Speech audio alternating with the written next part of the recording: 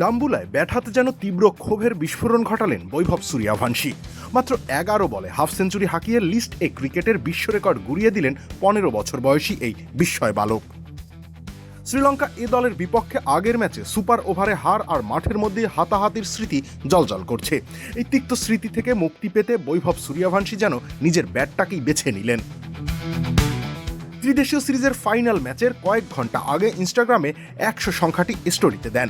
সেই রহস্যময় স্টোরি যেন এক জ্বলন্ত বারুদের রূপ নিল।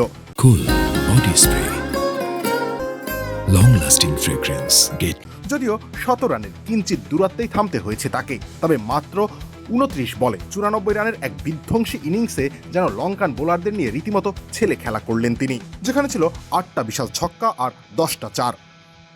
আইপিএল মাতানোর পর এই ত্রিদেশীয় সিরিজে ব্যাট হাতে নিজের চেনা ছন্দে ছিলেন না বৈভব, জানিয়ে সোশ্যাল মিডিয়ায় সমালোচনার ঢেউ বইছিল। তবে সব ট্রল আর সমালোচনার যোগ্য জবাব দিতে তিনি বেছে নিলেন বড় মঞ্চকেই। ডাম্বুলার ফাইনালে আজ যখন সবচেয়ে বেশি প্রয়োজন ছিল, ঠিক তখনই জ্বলে উঠল তার ব্যাট, আর সমালোচকদের স্তব্ধ করে দিয়ে লিখল নতুন ইতিহাসের উপাখ্যান। রবিউল ইসলাম রানী, খেলা 71।